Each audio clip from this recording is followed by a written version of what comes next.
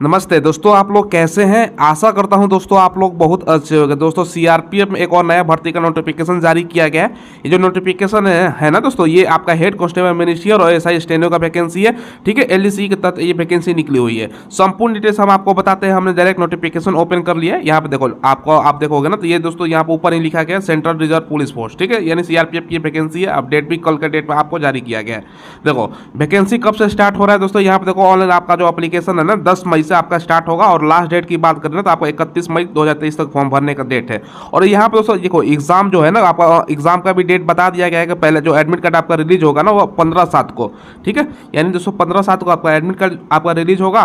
ठीक है, और दोस्तों आपका जो कंप्यूटर वाला एग्जाम होगा ना, कंप्यूटर बेस्ड आपका एग्जाम का भी डेट टेंटेटिव बताया गया है कि भाई 22 से लेकर 28 जुलाई के बीच आपका एग्जाम होने वाला है। यानी सारा कुछ पहले से शेड्यूल किया गया है। ठीक है, अब देखो दोस्तों नीचे आओ तो जो इंपॉर्टेंट चीज़ है यहाँ पर ऑनलाइन आपको बताया गया सारा कुछ कैसे कैसे क्या करना है। नीचे आओ, उसके बाद सारा डिटेल बताते हैं।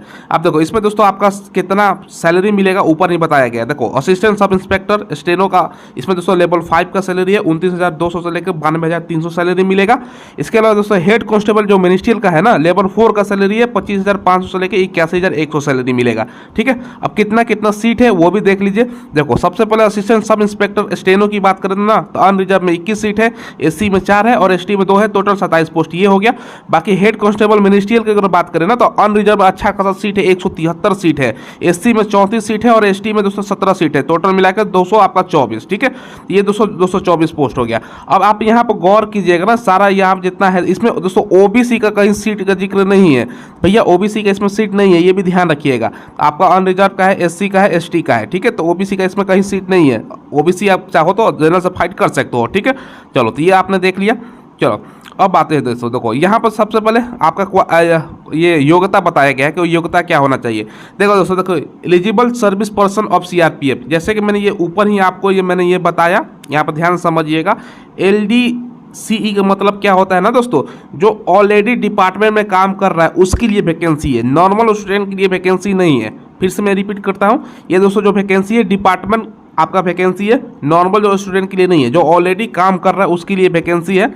ठीक है, कुछ बच्चों को ये नहीं पता होगा तो इसलिए मैंने अभी बता दिया, नहीं तो कन्फ्यूजन हो जाता है बहुत। ठीक है, अब देखो यहाँ पर आपका जो योग्यता है ना एलिजिबिलिटी क्या बताया गया है, एएसआई स्टेनो के लिए आप ऑलरेडी अगर दोस्तों हेड कांस्टेबल में काम कर रहे हैं जनरल ड्यूटी जीडी में, या दोस्तों हेड कांस्टेबल मिनिस्ट्रियल में कर रहे हो, ठीक है, या दोस्तों ट्रेड में कर रहे हो या दफ्तरी में काम कर रहे हो, तो ये दोस्तों आप लोग अप्लाई कर सकते हो। ठीक है, अब देखो हेड कांस्टेबल मिनिस्ट्रियल वाले के लिए क्या है, देखो आप लोग हेड कांस्टेबल जनरल ड्यूटी में हो, ठीक है, ट्रेड में हो, दफ्तरी में हो, तो आप हेड कांस्टेबल पोस्ट के लिए अप्लाई कर सकते हो। तो ये दोस्तों क्वालिफिकेशन है जो ऑलरेडी काम कर रहा है। ठीक है, अगर आपके कोई रिश्तेदार हैं, जानने पहचानने वाले हैं जो ऑलरेडी काम कर रहे हैं दोस्तों, ट्रेडमैन में हैं या दफ्तरी में हैं, तो आप लोग उनको जरूर वीडियो शेयर कर दीजिएगा ताकि उनको पता चल जाए। ठीक है, देखो इसके अलावा दोस्तों ट्रेड यहाँ पर बताया गया है, देखो कारपेंटर, मोची, ये सब बहुत सारा ट्रेड है, तो ये सब आप लोग देख सकते हो। ठीक है, अब देखो यहाँ दोस्तों आप लोग आओगे ना तो क्या एज वगैरह सारा कुछ बताया गया है। देखो एज लिमिट बताया गया है ना, देखो एज आपका क्या होना चाहिए, जो अपर एज लिमिट आपका बताया गया है एलडीसी के लिए, मतलब आपका जो डिपार्टमेंट ये वैकेंसी है 40 साल, यानी आपका जो दोस्तों यहाँ पे देखो ना ये कब पूरा होना चाहिए, 31 मई 2023 तक 40 साल आपका मांगा गया था। अच्छा खासा एज है, क्योंकि डिपार्टमेंट वैकेंसी तो जाहिर सी बात है एज ज़्यादा आपका मांगेगा। Candidate should not born before 1/6/2083 से पहले का आपका जन्म नहीं होना चाहिए। ठीक है, ये ध्यान रखिएगा। चलो ये दोस्तों बता दिया हमने आपको। अब देखो यहाँ पे जो एजुकेशनल क्वालिफिकेशन है ना 31 मई 2023 तक पूरा होना चाहिए, और यहाँ और आप दोस्तों 10+2 पास है ना तो आप लोग भर सकते हो किसी भी बोर्ड से। ठीक है, ये ध्यान रखिएगा। बाकी दोस्तों यहाँ पे देखो कुछ बच्चों का डाउट होता है ना कि सर हमने डिप्लोमा कर रखा है तो क्या हम भर सकते हैं, नहीं। देखो यहाँ पे लिखा गया 2 और 3 year diploma certificate in technical education done after 10 not be considered equivalent to 10+2, यानी कहने का मतलब है अगर आपने डिप्लोमा कर रखा है ना तो दोस्तों 10+2 का समकक्ष नहीं माना जाएगा, यानी डिप्लोमा करने वाले नहीं भर पाएंगे। सिंपल आप 12वीं पास है तो भर सकते हो। अब होता है ना कि डायरेक्ट बच्चे 10th के बाद डिप्लोमा कर लेते हैं तो वो बच्चे नहीं भर पाएंगे, ये ध्यान रखिएगा।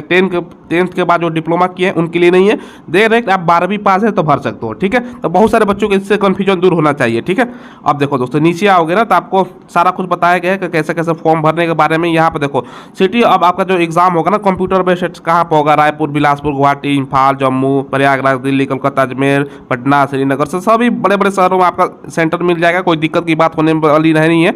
अब देखो यहाँ पे एग्जाम के बारे में बताया गया है, जो आपका एग्जाम होगा ना देखो दोस्तों कंप्यूटर बेस्ड आपका ऑनलाइन एग्जाम होगा, 100 का आपका ऑब्जेक्टिव क्वेश्चन पूछेगा, 1.5 घंटे का आपका समय मिलेगा। क्या क्या पूछे जाएगा यहाँ पर ध्यान समझिएगा। देखिए आपका सबसे पहले हिंदी या इंग्लिश में से ऑप्शनल होता है, यहाँ पे लिखा भी गया है, हिंदी देना चाहते हो तो हिंदी दो, इंग्लिश देना चाहते हो तो इंग्लिश दो, ठीक है। ये दोस्तों 25 क्वेश्चन 25 मार्क्स का होगा। इसके अलावा दोस्तों जनरल एप्टीट्यूड आपका 25 क्वेश्चन 25 मार्क्स का, जनरल इंटेलिजेंस यानी रीजनिंग 25 क्वेश्चन, और क्वांटिटेटिव मतलब मैथ आपका 25 क्वेश्चन, यानी मैथ, रीजनिंग, जीके, जीएस और दोस्तों इंग्लिश या हिंदी में से कोई एक सारा 25-25 नंबर का पूछे जाएगा, ठीक है। और आपका 90 मिनट और 100 आपका मार्क्स हो गया, ठीक है। अब देखो यहाँ पर दोस्तों सारा कुछ लिखा गया है। यहाँ पर जो क्वेश्चन जो होगा ना हिंदी इंग्लिश आपका दोनों लैंग्वेज में रहेगा, ये ध्यान रखिएगा। बाकी दोस्तों यहाँ पर निगेटिव मार्किंग 0.25 रहने वाला है, ठीक है। अब देखिए जैसे कि मैंने बताया डिपार्टमेंट एग्जाम है, LD यहाँ पर लिखा गया था ना LDCE, ठीक, ऊपर में दिखा देता हूँ, तो ये ध्यान से मैं फिर से रिपीट कर रहा हूँ। क्या होता है ना, बहुत सारे बच्चे स्किप करके वीडियो को देखते हैं तो उनको भी जानकारी नहीं हो तो बहुत दिक्कत हो जाएगा। देखो यहाँ पर लिखा गया LDCE, recruitment for the post of ASI steno and head constable ministerial through LDCE। LDCE का मतलब होता है दोस्तों लिमिटेड डिपार्टमेंटल कॉम्पिटिटिव एग्जामिनेशन। ये ध्यान रखिएगा, डिपार्टमेंट कैंडिडेट के लिए ही है जो ऑलरेडी काम कर रहा है, जो हमने आपको बताया। अब देखिए जो इंपॉर्टेंट चीज़ें मैं आपको बता दूं, यहाँ पर आपने एग्जाम के बारे में देख लिएगा क्या क्या आपका एग्जाम में सवाल पूछेगा, तो जरूर वीडियो को अपने शेयर कर दीजिएगा अपने जो भी आपका डिपार्टमेंट में कोई काम कर रहा हो, जो ऑलरेडी ड्यूटी कर रहा हो। अब देखो स्किल, यहाँ पे दोस्तों स्किल टेस्ट, टाइपिंग टेस्ट के बारे में बताया गया है। देखो सबसे पहले दोस्तों आपका जो स्किल टेस्ट है ना, जिसको बोलते हैं टाइपिंग टेस्ट, आपका सबसे पहले यहाँ पे देखो ASI के लिए है। इसमें शॉर्ट हैंड होता है, 10 मिनट में 80 वर्ड पर मिनट दिया गया है, ठीक है। बाकी दोस्तों यहाँ पर देखो, यहाँ पर ट्रांसक्रिप्शन 50 मिनट में, इंग्लिश का 65 मिनट है, कंप्यूटर पर होगा। बाकी दोस्तों हेड कांस्टेबल जो जिसमें सबसे ज़्यादा पोस्ट है, उसमें दोस्तों क्या होगा, देखो यहाँ पर 35 वर्ड इंग्लिश का स्पीड मांगा गया है और हिंदी का 30 वर्ड पर मिनट मांगा गया है। अगर आप हेड कांस्टेबल में भरोगे ना तो आपका टाइपिंग होगा इंग्लिश का 35 वर्ड पर मिनट स्पीड और हिंदी का 30 वर्ड। यहाँ पर देखो दोस्तों सबसे पहले कितना है ना, 35 वर्ड पर मिनट का इंग्लिश का होगा ना, तो दोस्तों आप 30 मिनट हिंदी का, तो यहाँ पर इंग्लिश में 10,500 की आपको करना होगा, और यहाँ पर देखो हिंदी में दोस्तों 10,500 और इंग्लिश में 9,000 की है, ये ध्यान रखिएगा। और एवरेज साइज आपका 5 बताया गया है, जो एवरेज साइज होगा ना 5 अक्षर का, जैसे एवरेज साइज 5 अक्षर स्किल लिखा गया है, जैसे यहाँ पे स्किल है ना, तो ये 5 एक एवरेज साइज हो गया आपका, ठीक है। चलो तो अब दोस्तों जो इंपॉर्टेंट चीज़ है मैं आपको बता देता हूँ। हाइट वगैरह यहाँ पे देखो दिया गया है, फिजिकल स्टैंडर्ड और डॉक्यूमेंट वेरिफिकेशन ऑल पोस्ट के लिए आपका जो हाइट है ना मेल का, ठीक है, 165 सेंटीमीटर, 77 चेस्ट से फुलाकर आपका 82, ठीक है। बाकी आप कैंडिडेट हो गोरखा, डोगरा, कुमायूं, मराठा, ये सब हो ना, सिक्किम आप बिलोंग करते हो, सिक्किम के अलावा दोस्तों आप नागालैंड, अरुणाचल प्रदेश, मणिपुर, मिजोरम, ठीक है, त्रिपुरा, मेघालय, असम, हिमाचल प्रदेश और दोस्तों लद्दाख और जम्मू कश्मीर को हो ना तो 162.5 सेंटीमीटर, तो इनको छूट मिलता है, तो आपको छूट देख सकते हो, ठीक है, सभी वैकेंसी में मिलती है। बाकी ST का 162.5 और 76 से आपका 81 चेस्ट होना है, ठीक है। फीमेल के लिए दोस्तों मात्र हाइट की बात करें तो 155 सेंटीमीटर ही है, ठीक है।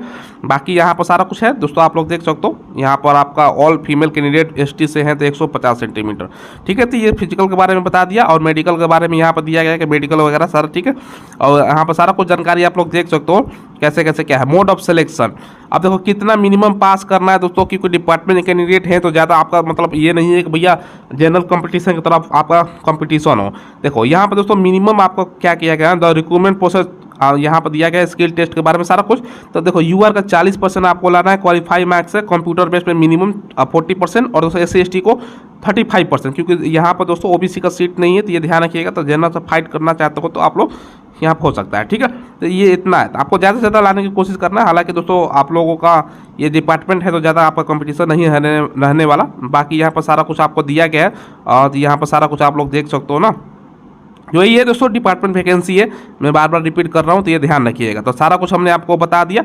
अगर डिपार्टमेंट वैकेंसी नहीं होता तो हमने बोर्ड पे एक सेपरेटेड वीडियो बनाते, तो ध्यान रखिएगा। धन्यवाद।